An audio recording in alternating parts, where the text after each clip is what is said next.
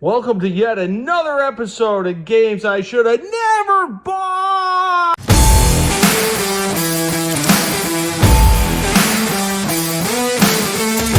Midway's Golf Champ. This is a derivative of the Midway Bullseye Dart game. These are wall games. They actually made 4 of them. They made this one, Golf Champ. They made the Bullseye Dart game, which is the most popular, that had Hank and Iggy on the back glass, and those were the founders of Midway in 1958. And then they had one called Dart Champ, and the most interesting one, at least to me, is the one that they call table tennis. I've seen these games a million times, and they're always cheap and they're always broken. So there was a pair of these for sale not too far from here, and we drove up and got them for $100 each, and it is one of the most time-consuming games I've worked on in a long time. It was just about game over for this turd. Should mention, this is a wall mount game. You can see this metal bracket is designed, has another bracket that mates to that goes on the wall so that you can set this thing on there. It is definitely a wall mount game, though they did sell a separate pedestal that would hold both this and the coin box. I have the game flat, and the reason why I have it flat is it's a lot easier to demonstrate all the features and show the inside. Once it's on the wall, it's kind of a bear to keep this thing propped up while I show you things inside. The other issue is these games are often missing parts. For example, this went right here and came out, and what's missing here? Gee, I wonder. Oh, a coin box. Yep, a coin box. That's missing. Since my magical coin box is missing, here's the connector. I pulled this whole apparatus out, discarded it, and then I wired in a new connector here. And what that does is it goes over to these 2 switches I added. This adds credits, that starts the game, and I just wired it in right here. There's 4 wires.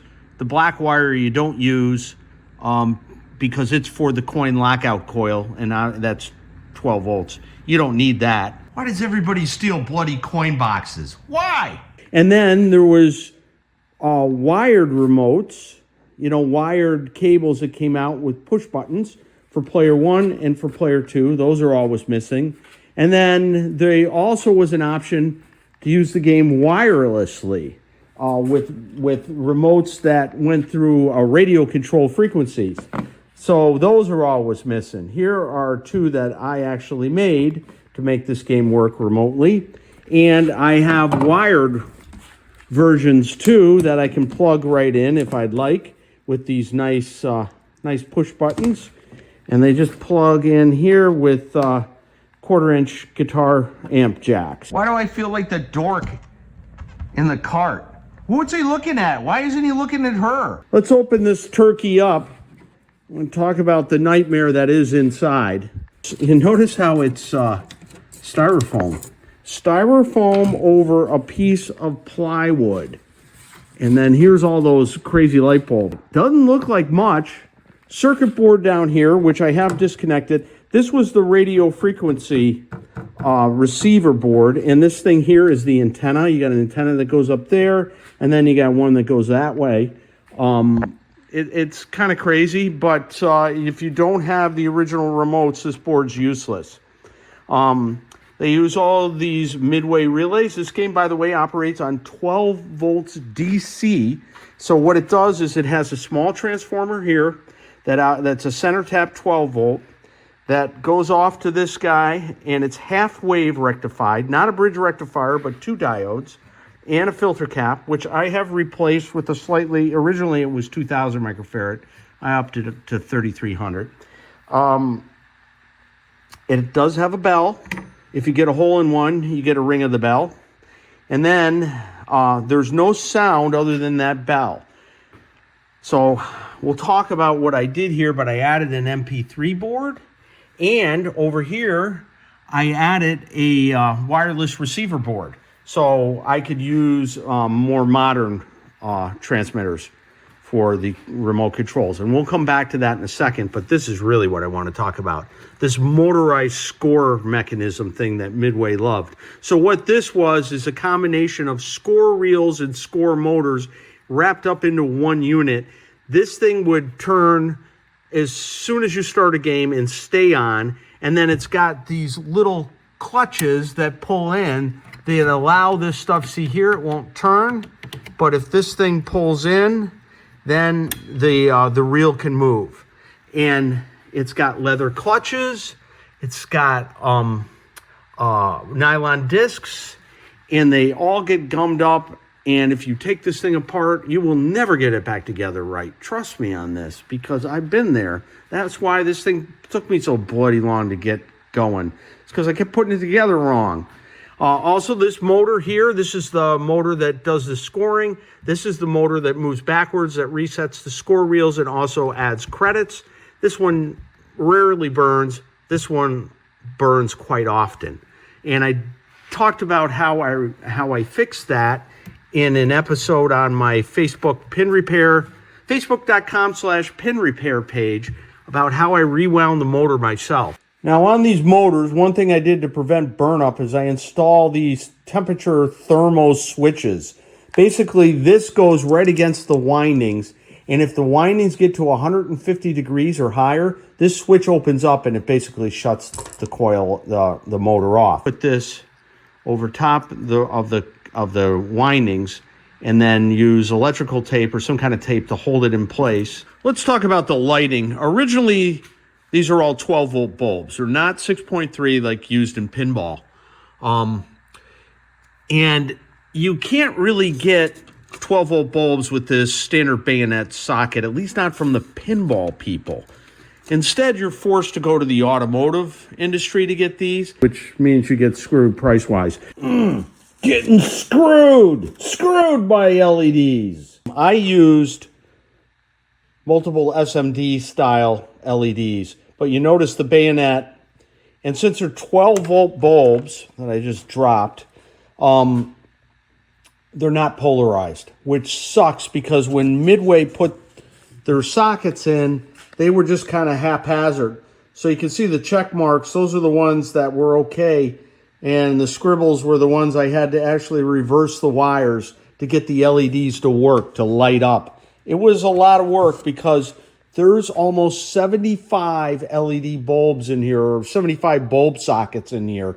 So that's a lot of LEDs, and figure maybe half of them, or at least 30%, aren't going to be wired right, where you'll have to reverse them because these guys don't have little bridge rectifiers in them like all the pinball ones do have now, but these ones don't because they're automotive.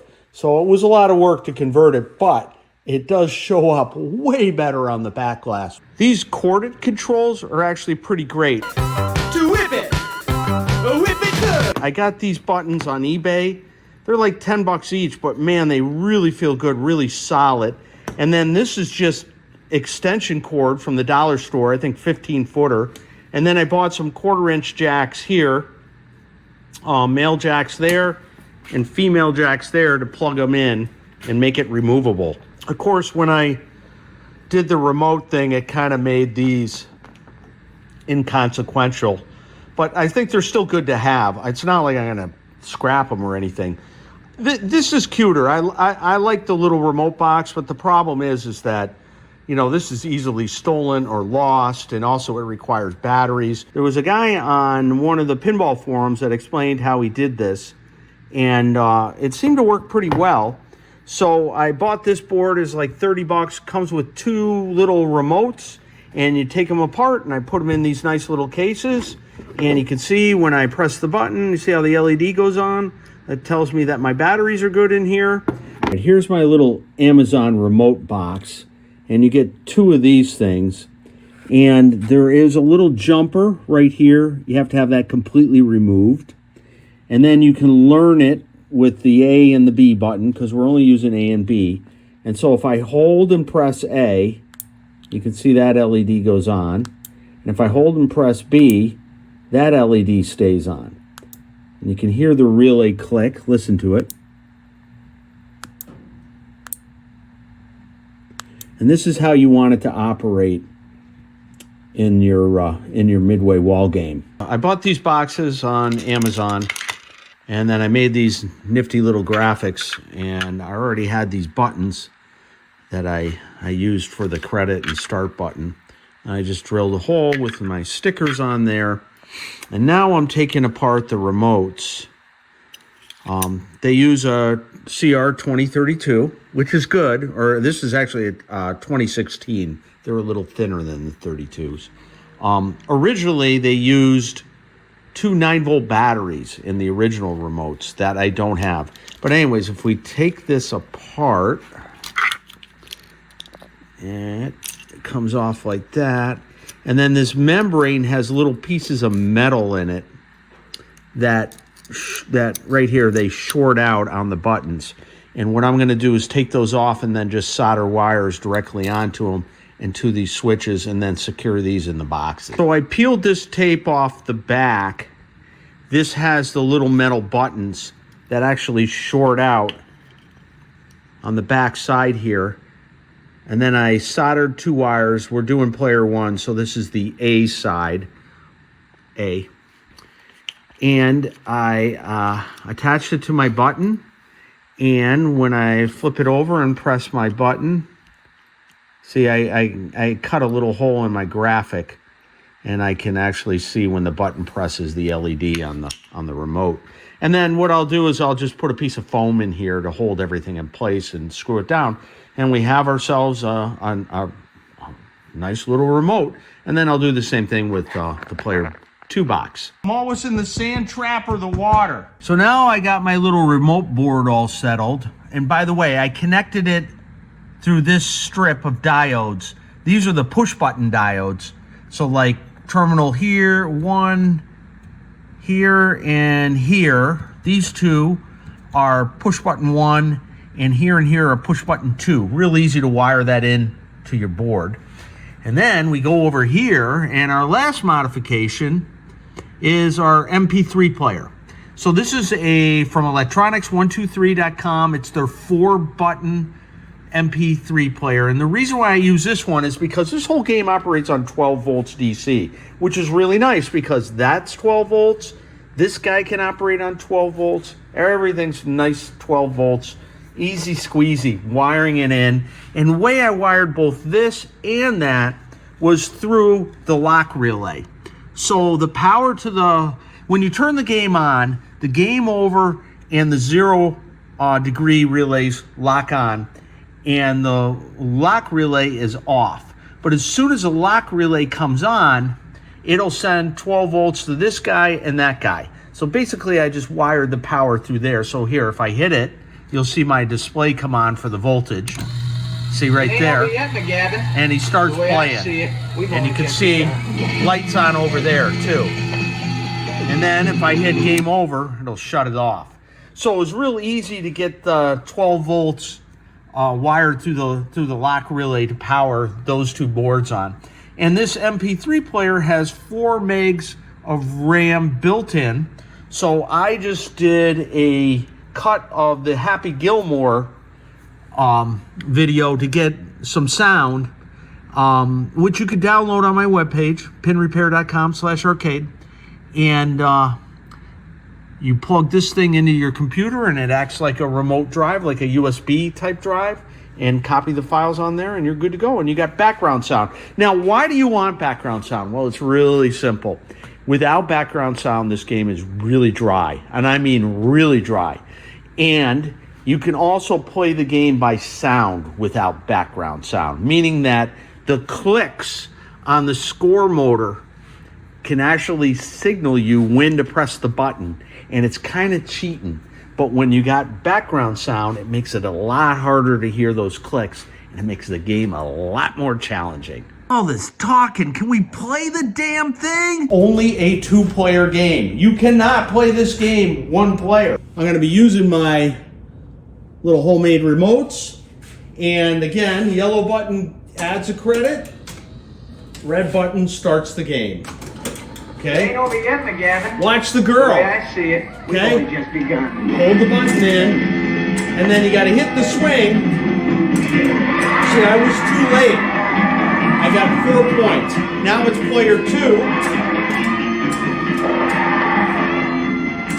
Again, too late. Try it again. Oh, I nailed it. Got on the green. 8 points. Player 2. Another 8 points for player 2. Way too late. Notice it tells me who's up. Okay, so player 2's up. You got to make sure you use the right remote. Oh, bloody hell. I'm always too late. Oh, that time it was too early. Ball hit too soon. Okay, player 2 is up. Wow. Yeah, I got that one. No. Too soon. Dad! I don't know. You could just barely hear the bell because the game is flat. You know, so the bell works with some gravity needed, so kind of hard to get there. But anyways, what we're trying to do is it's basically first person to 50 points, which is operator adjustable, wins the game. There's an adjustment jack right here that allows me to go between 50, 60, 70, 80, and 90 points. That's how many points you have to get on here before the game's over. If you need more information on these Midway wall games, including how to do the MP3 player and how to do the remote and how to rebuild the motor, you can go to my pin repair webpage, pinrepair.com/arcade/mbullseye.htm. And I've got tons of information here on these games. And you can even download the sound files I used in my MP3 player, and also have a link to the actual board I used for the MP3. There you have it. Another game I should have never bought. And you can play this at the VFW Pinball Show, usually first weekend in May and first weekend in October. It'll be there, and maybe you can enjoy a game of golf.